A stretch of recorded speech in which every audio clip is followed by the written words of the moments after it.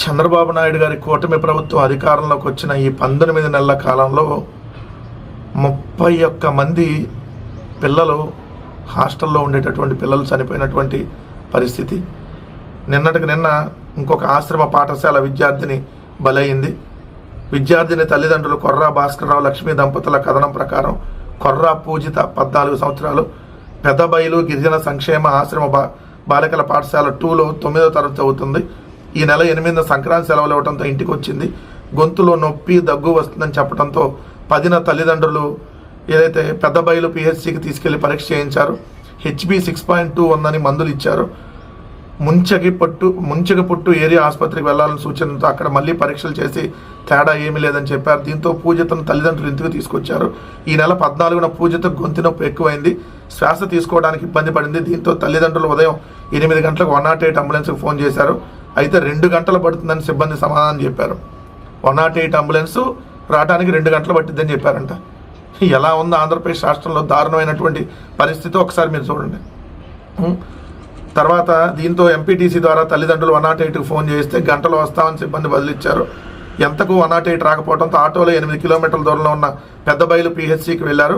అక్కడ వైద్య సిబ్బంది పరీక్షలు చేసి వెంటనే పాడేరు జిల్లా ఆసుపత్రికి తీసుకెళ్లాలని రిఫర్ చేస్తే అక్కడ కూడా 108 అందుబాటులో లేకపోవడంతో కుటుంబ సభ్యుల ఒత్తిడి మేరకు ఆసుపత్రి సిబ్బంది పిహెచ్సి అంబులెన్స్లో పూజితను తరలించారు. పాడేరు జిల్లా ఆసుపత్రిలో వైద్యం అందిస్తుండగా పరిస్థితి వికటించి పూజిత 14 ఏళ్ల పూజిత మరణించినటువంటి పరిస్థితి. ఓ పక్క అంబులెన్సులు సకాలంలో రాలేదు, ఇంకొక పక్క అక్కడ పాఠశాలలోనే అమ్మాయికి ఆరోగ్యం క్షీణించేటటువంటి పరిస్థితి. ఎందుకంటే సరైనటువంటి తాగునీరు అక్కడ ఉండట్లేదు, కలుషితమైనటువంటి నీరు తాగుతూ ఉన్నారనేది మనం చూస్తూనే ఉన్నాం. ఈ ప్రభుత్వం వచ్చిన 19 నెలల్లో 31వ విద్యార్థులు మరణించారు. 31 మంది. ఇది 31వ మరణం.